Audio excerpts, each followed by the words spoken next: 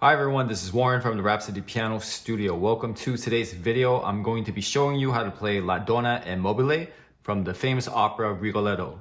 If you want to follow along with the sheet music, you can find a link in the description below, as well as a link to a full performance of this piece.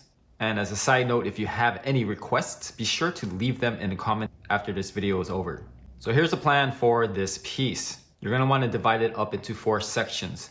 Section 1 is from measures 1 to 9, Section 2, 9 to 17, Section 3, 17 to 25, Section 4, 25 to the end. However, we're going to skip Section 3 because it's pretty much a repeat of Section 1, so you only have 3 parts to practice. So here's the first part.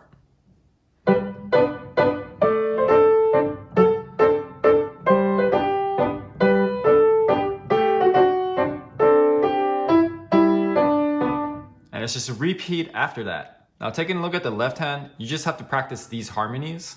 It's a G major chord. This is a D major 7th chord. Originally it would look like this, but you're just playing these 3 notes. Same thing for the next measure, except we have the F sharp on the bottom instead of the A. Back to G major chord. Same thing for the next one. Then at measure 6, we have the D7 again, and then just the first 2 notes of the G major chord. So basically just practicing this sequence.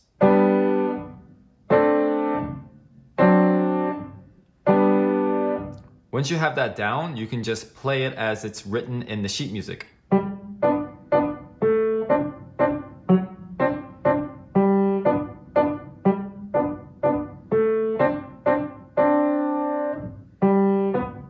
And if that's too much, you can even split it up from just beginning to measure 5.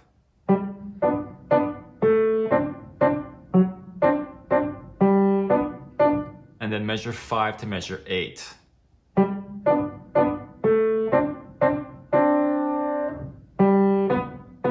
And then you can go back to the beginning and put that all together. Now before we do both hands, let's take a look at the right hand.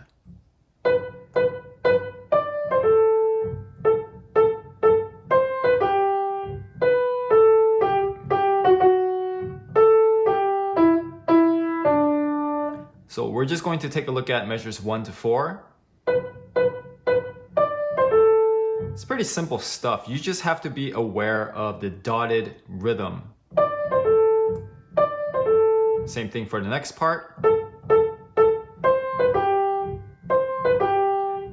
Make sure you stay nice and relaxed on these. If you're too tight, you're not only going to force the sound, but you will also force the rhythm. So a lot of slow practice would be good. If you always make it an aim that whatever you play to make it musical, then you'll get rid of any weird habits. Now let's take a look at measures 5 to 8.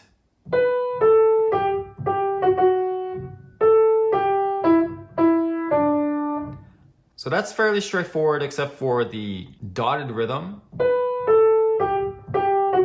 You have to be extra careful here because we're doing a repeated note. You don't want to make that sound too clipped. You will make an ugly sound if you do that. Right? So slow practice, and again, thinking musically. The other thing to be aware of is practicing movements. So from this G, I'm going to move my 3rd finger over. Continue on from here. On this E, I will move my 2nd finger. So all together, that looks like this.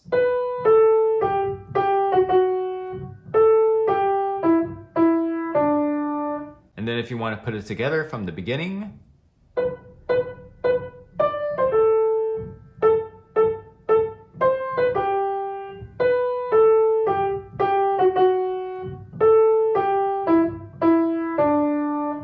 and that's it, 4 hands separate. Now, if you're enjoying this video so far, I'd appreciate it if you hit that like button. Let's take a look at both hands.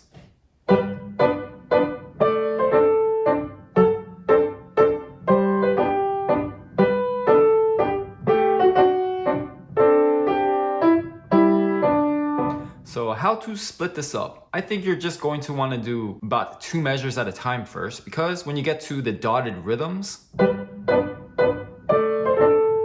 that's going to be hard to line up. So let's just take a look at all those measures. That's measures 2, 4, and 6. The thing that trips up a lot of my students is they over anticipate it. So you just take it really slow. And you might not even play that third beat. So just this. Just over and over again until it feels natural.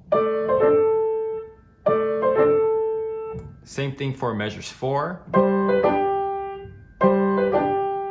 And again on measure 6. This one is especially tricky because of the repeated note. And after you practice that, I would just take it 2 measures at a time until you're able to follow through on that. Taking a break to see if you did it correctly. Now here's measures 5 and 6. And the last 2 measures aren't that bad, so I'm gonna skip them here and then just try to put it together from the beginning.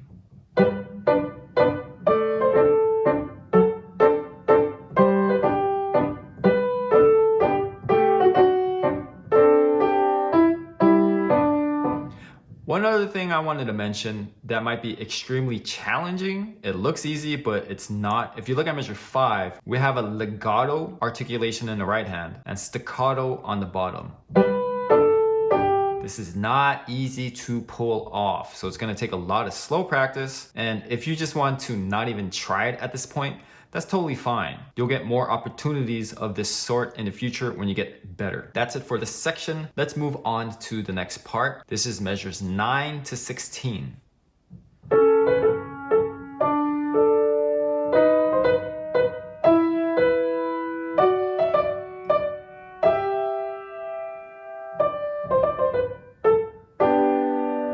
Let's take a look at the left hand because it's quite simple.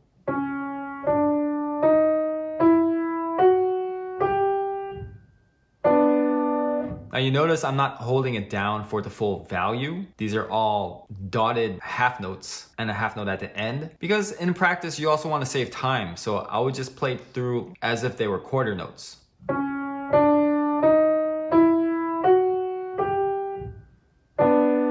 It's going to save you a lot of time if you practice this way. So it's basically alternating half steps from 2 to 1. Up here is a whole step to F sharp, half step on G, and move back to the original position and play the top 2 notes in the G major chord. And that's it. Let me demonstrate it one more time, and I'm also going to use some dynamics.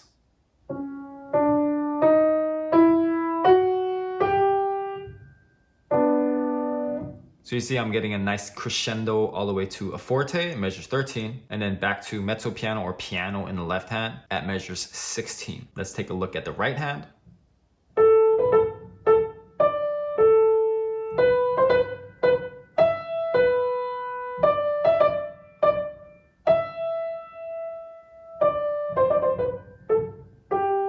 So it's basically this pattern, and then a fourth,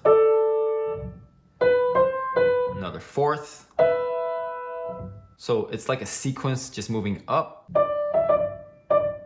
all the way to that E, and that's the obvious climax of the section. So you move down here. Now we do have a triplet in measure 15, so make sure to practice that. When I'm teaching students triplets, I always like to have them say out loud triplet, triplet, triplet, or 1, 2, 3, 1, 2, 3, and making sure they're saying it as evenly as possible within one beat. Measures 13 to 14, we have a ritardando. And then here is a fermata. So really make sure to milk it here. And then back in a tempo, which means back to regular tempo, no slowing up or speeding up, just regular tempo. Ritardando is kind of hard to pull off if you're still working on your rhythm, so make sure you can just play it through straight first without doing it at all.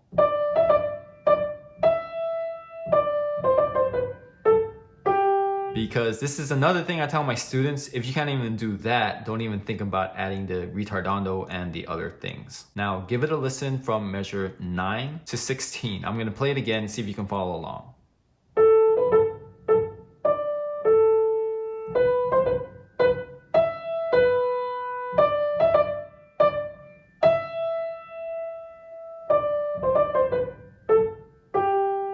Okay, all that is left is to do both hands.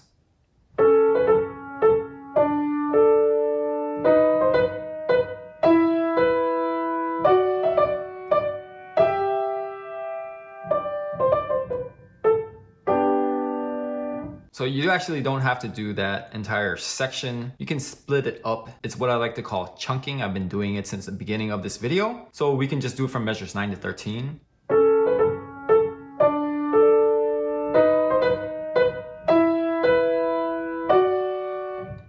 And you notice I stopped at measure 13, the first note, because although I haven't been doing it in this video, it's a good idea to stop on the first note of the next phrase/chunk. That way you create a connection. Now here's measures 13, and I'll go to 17 this time to practice connecting that to the next part.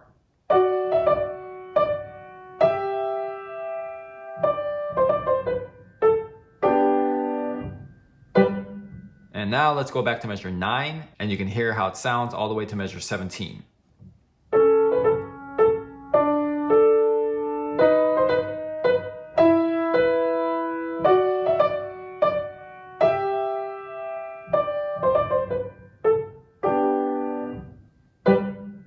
Now I said we're going to skip the next section, which is the third part, and we're going to take it from measure 25 all the way to the end, but taking a glance at this, it looks like it's the same as well, except for the last 2 measures. So you don't have to practice this last section, just the last 2 measures. Here's how it sounds.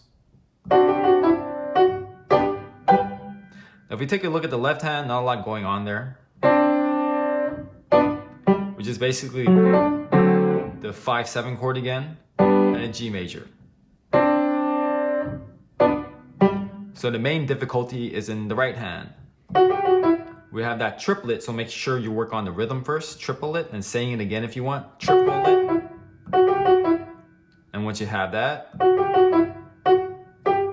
the last measure here, you have to work on this jump. So as you do this jump, I'll demonstrate slowly. You want to aim with your thumb, moving it towards B. As it goes to B, you stretch out your pinky and it lands on G. And make sure they're both staccato as well. So nice and slowly at first, and you can go faster and faster if you want. Now taking the last 2 measures again. The good thing here, if you practice to jump both hands, the left hand doesn't go anywhere, so it's one less thing to worry about. Now let's try it from measure 25 all the way to the end, so you can hear how the last section sounds in its entirety.